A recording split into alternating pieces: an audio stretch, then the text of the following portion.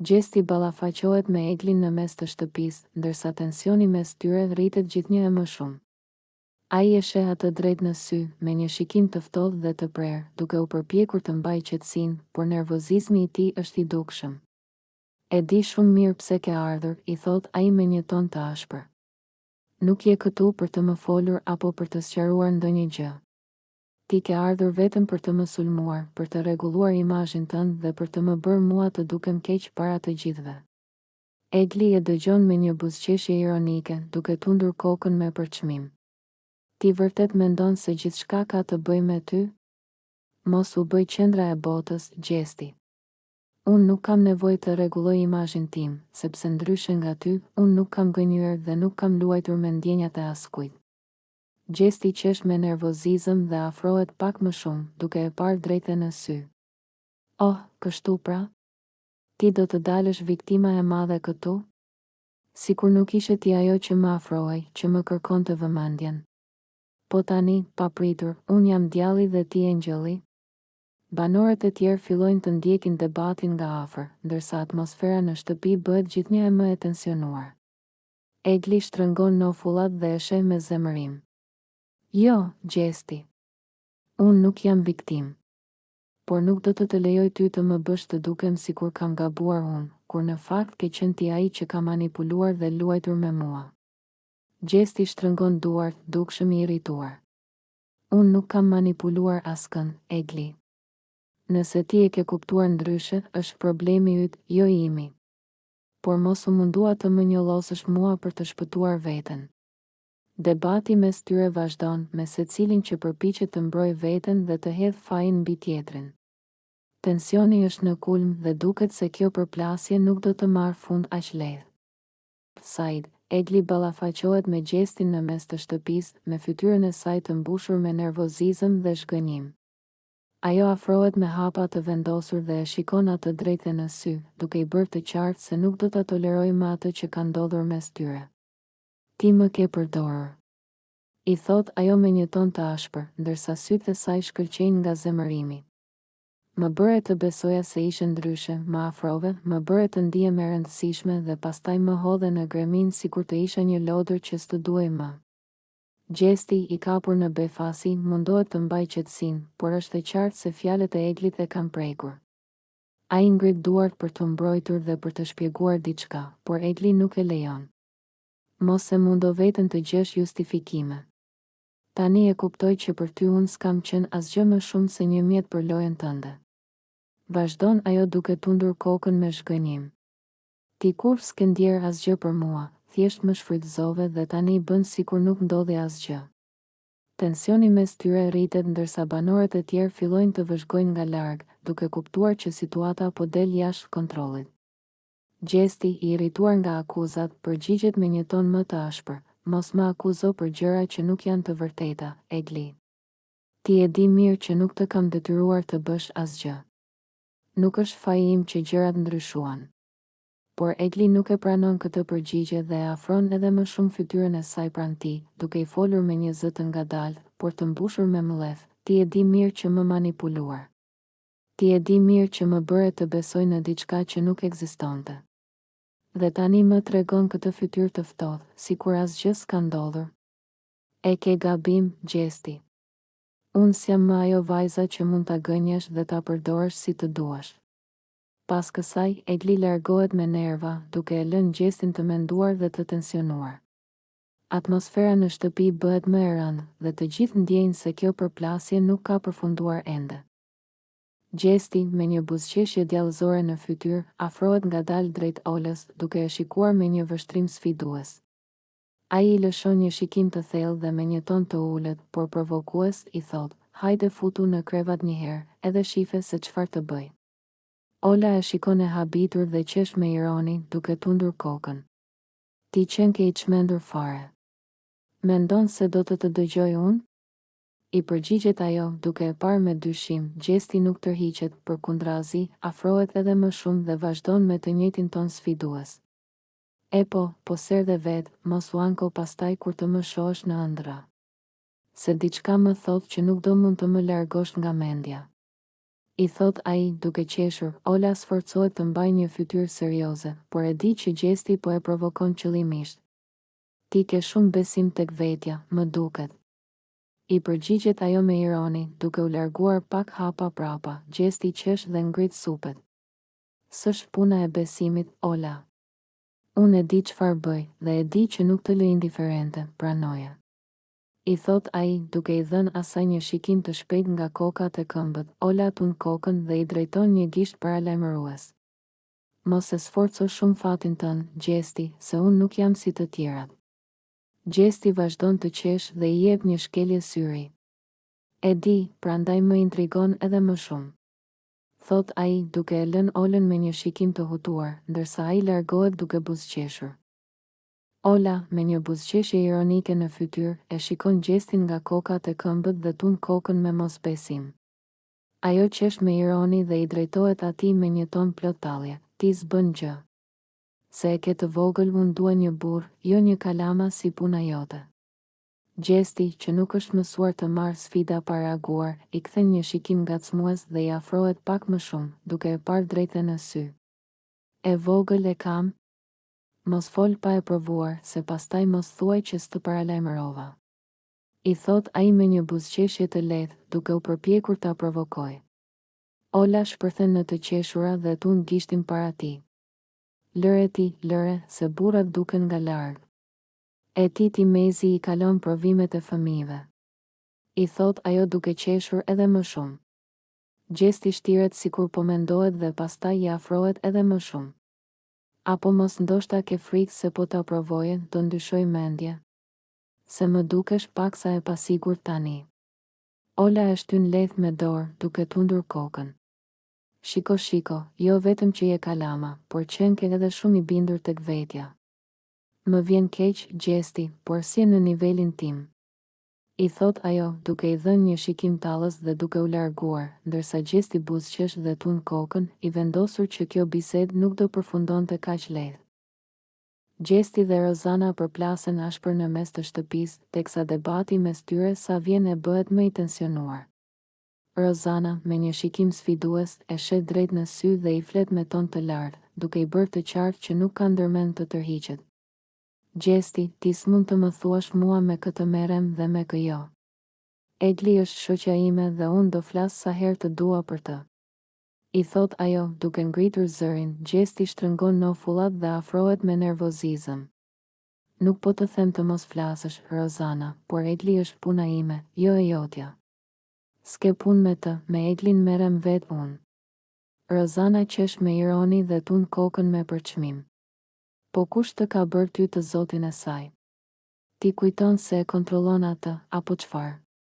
Egli nuk është pronë e jotja, dhe nëse unë kam diçka për të thënë, do ta them. Gjesti nis të nervozohet edhe më shumë dhe i përgjigjet me ton të fortë. Unë nuk po them që e kontrolloj, por ti po përpiqesh të futesh aty ku nuk të takon. Kjo është një çështje mes meje dhe Eglit, jo mes meje, teje dhe gjithë shtëpisë. Tensioni mes tyre sa vjen e rritet, ndërsa banorët e tjerë fillojnë të ndjekin debatin, duke kuptuar se kjo përplasje po merr për masa të mëdha. Rozana nuk e ka ndërmend të tërhiqet dhe i afrohet edhe më shumë. Nëse është një çështje mes teje dhe Eglit, atëherë pse je aq i shqetësuar për atë që them unë? Mos ndoshta të djeg e vërteta? Gjesti shtrëngon grushtat dhe tund kokën me inat. Nuk më djeg asgjë, Rozana. Më shqetëson vetëm fakti që njerëz si ti fusin hundët aty ku s'duhet. Banorët ndihen sikur një shpërthim i madh është duke ndodhur. Ndërkohë, Egli që ndodhet afër i dëgjon të dy, por zgjedh të mos ndërhyjë. Përplasja mes Gjesti dhe Rozanës duket se nuk do të përfundoj shpejt, dhe situata sa vjen e bëhet më e tensionuar. Rozana dhe Egli përplasen ashpër në një debat që duket se po tensionohet gjithnjë e më shumë. Rozana, e nervozuar nga sjellja e Eglit, nuk përmbahet dhe i drejtohet me tone të ashpra. Egli, ti nuk je në rregull fare. Nuk mund ta besoj se si po sillesh, thot ajo me nervozizëm, duke e parë drejt në sy. Egli, e cila nuk është e prirur të pranojë akuza të tilla, mban një qëndrim mbrojtës dhe e shikon Rozanën me një shprehje të ngrirë. Pse? Sepse nuk jam më budallaçka që përdorej nga Gjesti. A është kjo ajo që të shqetëson? Ja kthen ajo me një ton ironik. Rozana tun kokën me shgënjim dhe ngrit zërin. Jo, më shqetëson fakti që ti lejon të përdorin, pastaj vjen e më sulmon mua. Ai të shfrytëzoi për lojën e tij dhe tani ke kurajon të më sulmosh mua sikur të kem faj unë? Egli buzëqesh me nervozizëm, duke e ndjerë se kjo bisedë po ja caron gjithnjë e më shumë nervat. Unë u përdora? Unë? Rozana, e di çfarë? Mbase në atë kohë nuk e kuptoja, por tani shoh qartë. Dhe po, e di që gjesti më ka përdorur, por të paktën e kuptova. Ndërsa ti je ende këtu duke u marrë me të njëjtin person, duke bërë të njëjtat gabime. Rozana nuk mund ta besoj arrogancën e Eglit dhe shtrëngon nofullat. Mos guxo të më flasësh mua ashtu. Unë të kam mbështetur gjithmonë, isha unë ajo që të thosha të hapje sytë, dhe tani vjen e më kthen mua kundër? Të ka mësuar mirë gjesti, apo jo? Egli qesh me ironi dhe shtrëngon krahët mbi gjoks. Mbase po, mbase jo. Por një gjë e di me siguri, unë nuk jam më ajo Egli që e përdor të gjesti dhe që i beson të verbërisht njerëzve si ty. Tensioni midis tyre arrin kulmin dhe për një moment dhoma mbushet me heshtje të rëndë. Rozana mërmërit diçka në zë dhe largohet me hapa të shpejt, duke lënë pas një Egli të zemëruar, por edhe të kënaqur që kishte thënë atë që mendonte. Por a është ky fundi i marrëdhënies së tyre, apo thjesht një tjetër përplasje që do të sjellë edhe më shumë dramë? Gjesti ndërhyn në debatin e ashpër mes Eglit dhe Rozanës, duke u përpjekur të qetësoj situatën dhe të mbroj Eglin nga sulmet verbale të Rozanës. Ai afrohet me ton të butë dhe përpiqet të flasë, por Egli duket e acaruar dhe nuk dëshiron as ta dëgjoj. Egli, unë po mundohem thjesht të të mbroj, nuk ka nevojë të acarohemi më shumë, i thot gjesti, duke ngritur duart si shenjë pajtimi. Por Egli ja pret fjalën me nervozizëm, duke tundur kokën dhe duke i hedhur një vështrim të ftohtë. Mos u mundo të më mbrosh ti. Nuk kam nevojë për ndihmën tënde, aq më pak nga dikush si ti. Ik, zhduku. Gjesti mbetet për një moment i habitur nga reagimi i saj. Po unë thjesht dua të të ndihmoj, Egli. Nuk dua që Rozana të sulmoj kështu. Nuk po të bëj asgjë të keqe, vazhdon ai, duke u përpjekur të ruajë qetësinë. Egli e shikon drejt në sy, me inat dhe shgënjim. Më ke bërë mjaftueshëm keq sa që nuk dua më ndihmën tënde. Ti nuk je këtu për të më mbrojtur, por vetëm për të luajtur lojën tënde. Ndaj të lutem, largoju. Rozana vë buzën në gaz dhe tund kokën ironikisht. E shikon, gjesti? As ajo nuk të beson më. Më mirë mos u përzjej fare, i thot ajo, duke e shfrytëzuar situatën për ta vënë gjestin edhe më në siklet. Gjesti merr frym thellë, shikon Eglin edhe një herë dhe pastaj tund kokën me shgënjim. Mirë, si të duash. Nuk do të mundohem më, thot ai me një ton të ftohtë, duke u larguar nga debati. Egli e ndjek me sy ndërsa ai largohet dhe pastaj kthehet nga Rozana, ende e acaruar. Atmosfera mbetet e tensionuar dhe duket qartë se mes tyre ka ende shumë për të sqaruar. Egli dhe Rozana përfshihen në një debat të ashpër, ku tensionet mes tyre arrin kulmin. Egli, e shgënjur dhe e irrituar nga sjellja e Rozanës, nuk mund ta mbajë më përbrenda inatin që ka ndaj saj. Ajo i drejtohet Rozanës me ton të lartë dhe fytyrë të ngrysur. Rozana, ti më ke tradhtuar. Më the që ishe me mua, që do të më mbështesje, por në fund çfarë bëre? U bashkove me gjestin dhe më le pas krahave. Më dhe goditjen më të madhe kur nuk e prisja. Rozana, e cila nuk është e prirur të pranojë akuza pa u mbrojtur, kthehet menjëherë me një ton të ashpër dhe mbrojtës. Egli, mos më akuzo mua për diçka që nuk është e vërtetë. Unë nuk të tradhtova, thjesht nuk mund të vazhdoja të rria mes teje dhe gjestit. Nuk kam pse të zgjedh mes jush. Egli qesh me ironi dhe tund kokën. S'ke pse të zgjedhësh. Po ti e bëre zgjedhjen tënde. U afrove me të, e mbështete atë, kur e di shumë mirë se çfarë më ka bërë. Dhe tani do të më thuash që kjo nuk është tradhti. Mos u mundo të më bësh për budallaqe, Rozana. Rozana shtrëngon nofullat, e acaruar nga akuzat e Eglit. Ti ke filluar të shohësh armiq kudo, Egli. Unë nuk kam bërë asgjë kundër teje. Nëse unë dhe Gjesti kemi vendosur të flasim, kjo nuk do të thotë që të kam tradhtuar. Egli shtyn flokët pas me nervozizëm dhe afron fytyrën e saj pran asaj të Rozanës. Jo, Rozana. Ti nuk je më ajo që besoja. Ti nuk ishe vetëm një shoqe për mua, por një mbështetje. Dhe tani që e shoh qartë, e kuptoj që ti më ke përdorur. Dhe pastaj, si për ta bërë edhe më keq, u bashkove me atë njeri që më ka bërë më shumë keq se kushdo tjetër. Rozana e shikon me zhgënjim dhe lëviz duart si për të treguar se është e lodhur nga kjo situatë. Më vjen keq që ndihesh kështu, por nuk do të lejoj që të më bësh të ndihem fajtore për zgjedhjet e mia nëse ti ke probleme me Gjestin, kjo nuk ka të bëjë me mua. Unë nuk dua të jetoj në dramën tënde. Egli mërmëri diçka nën zë dhe tund kokën, duke u larguar me hapa të shpejt, ndërsa Rozana qëndron aty, duke marrë frymë thellë dhe duke u përpjekur të mbajë qetësinë. Por a është ky fundi i miqësisë së tyre apo një tjetër përplasje që do të sjellë edhe më shumë tension në shtëpi? Gjesti qëndroni ulur në një cep të shtëpisë me duart në kokë dhe shikimin e humbur në zbrazët e tij. Sytë janë mbushur me lodhë dhe fytyra e tij reflekton një lodhje të thellë emocionale. Ai merr frymë thellë, por çdo herë që përpiqet të qetësohet, ndjen një peshë të madhe mbi supë që nuk e lë të qetësohet. Po çmendem nuk mundem më, përshpërit ai për vete, duke shtrënguar duart fort. Asgjë nuk po shkon siç duhet, çdo gjë po më del jashtë kontrollit. Nuk jam mirë fare, ai ndjen një boshllëk të thellë brenda vetes, një ndjenjë izolimi që sa vjen dhe shtohet. Nuk kam më asnjë njeri këtu, të gjithë më janë kthyer kundër, vazhdon ai me një zë të ulët, sikur po flet me veten. Kujton momentet e fundit kur është përballur me debate, përçmime dhe refuzime.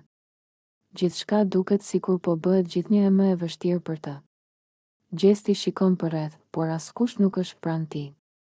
Banorët e tjerë janë të zënë me bisedat dhe debatet e tyre, ndërsa ai ndihet si i padukshëm, si një i huaj në atë shtëpi. Mbase duhet të largohem, mbase kjo nuk është për mua, mendon ai me zë të dridhur. Por një pjesë e tij nuk do të dorëzohet. Ai e fshin shpejt një lot që i rrëshet në faqe dhe mbyll sytë për disa sekonda, duke u përpjekur të gjejë një grimcë force brenda vetes. Për momentin nuk e di çfarë duhet të bëj, por një gjë është e qartë, nuk është mirë fare dhe nuk mund ta fshej më këtë ndjenjë. Lajrti dhe Gjesti përfshihen në një debat të ashpër në mes të shtëpisë, teksa të gjithë banorët janë të pranishëm dhe dëgjojnë me vëmendje. Lajrti, i acaruar dhe me ton të lartë, i drejtohet Gjestit me akuza të rënda, duke mos e fshehur më neverinë dhe zhgënjimin e tij ndaj tij. Gjesti, ti je njeriu më i keq këtu brenda. Nuk ke as pak ndjenja për askën, nuk të intereson asgjë përveç vetes tënde dhe lojës tënde të ndyrë. E ke ndërtuar gjithë këtë strategji duke përdorur banorët një nga një dhe duke luajtur me ndjenjat e tyre. Banorët fillojnë të murmurisnin mes tyre, ndërsa Gjesti mundohet të mbajë një buzëqeshje ironike në fytyrë, duke u përpjekur të mos tregojë nervozizëm. Lajrti vazhdon më tej, duke i drejtuar një shikim të ashpër. Ti nuk ke bërë asgjë tjetër veç se ke mashtruar njerëzit këtu. Fillimisht po mundove të afrohesh me Eglin, pastaj e hodhe poshtë si një letër të vjetër. Më pas fillove të ngacmoje Loredanën, duke bërë sikur kishe ndjenja për të, dhe tani e njëjta gjë me Danjen. Ti nuk di të krijosh asnjë lidhje të sinqertë, sepse je i ftohtë dhe i llogarit të gjitha si një lojë. Gjesti sheh përreth, sikur kërkon përkrahje nga dikush, por askush nuk flet. Disa banorë duket se bien dakord me fjalët e Lajrtit, ndërsa të tjerë thjesht ndjekin debatin në heshtje. Dhe më e keqja, vazhdon Lajrti, duke treguar me gishtë Gjestin, është se ti nuk pranon asnjëherë gabimet e tua. Gjithmonë gjen mënyra për të manipuluar situatën, për të bërë që viktima të dalë fajtor dhe për ta kthyer lojën në favorin tënd. Por e di çfarë? Të gjithë po e kuptojnë lojën tënde të ulët dhe nuk do të mund të fshihesh pas saj përgjithmonë. Gjesti më në fund reagon, duke ngritur supët me një buzëqeshje të lehtë. Unë nuk kam përdorur askën, Lajrt. Ndoshta ju thjesht nuk e kuptoni lojën dhe për këtë arsye ju duket sikur unë po manipuloj. Gjithçka që kam bërë këtu brenda, e kam bërë për të mbijetuar, ashtu siç po bën edhe ti, mos më akuzo për diçka që edhe vet po e bën. Debati vazhdon të bëhet edhe më i nxehtë, me Lajrtin që nuk tërhiqet dhe Gjesti që mundohet të mbajë qëndrimin e tij. Situata mes tyre tashmë duket se ka arritur në një pikë pa kthim dhe gjithë shtëpia pret të shohë si do të zhvillohet më tej kjo përplasje e fortë. Danja, e cila prej disa kohësh ka treguar afrimitet me Gjestin, më në fund vendos të ndajë diçka të rëndësishme me Eglin. Ajo afrohet pranë saj me një buzëqeshje të lehtë në fytyrë, por në sytë e saj duket qartë një ndjenjë hezitimi dhe emocioni i përzierë. Egli, dua të them diçka, por të lutem mos e merr keq, fillon ajo, duke e shikuar drejtë në sy. Egli, e cila nuk e priste një bisedë të tillë, shfaq një shprehje kurioztare dhe paksa të tendosur. Çfarë është? Fol, i thot ajo, duke u mbështetur më mirë në divan. Danja merr frym thellë dhe, pas një pauze të shkurtër, thot, më pëlqen Gjesti. Nuk e di si ndodhi, por e kam kuptuar që kam ndjenja për të. Egli mbetet për disa çaste pa folur, si e goditur nga ajo që sapo dëgjoi. Ajo përpiqet të mbajë qetësinë, por shikimi i saj i ftohtë e tradhton. Ndonë se nuk thot menjëherë asgjë, duart e saj shtrëngohen lehtë dhe në sytë e saj duket një ndjenjë xhelozie të përmbajtur. Ah, kështu pra, thot ajo më në fund, duke buzëqeshur me një ironi të lehtë. E po nëse të pëlqen, s'kam çfarë të them. Por edhe pse fjalët e saj tingëllojnë të qeta, brenda saj ndizet një ndjenjë pakënaqësie. Ajo nuk e kishte menduar se Danja mund të ndjente diçka për Gjestin, dhe aq më tepër që t'ia thoshte asaj në këtë mënyrë. Danja e vëre në reagimin e saj dhe përpiqet ta qetësojë situatën. Nuk po të them këtë për të bërë të ndihesh keq. E di që ju të dy keni pasur diçka më parë, por nuk mund ta mohoj atë që ndjej.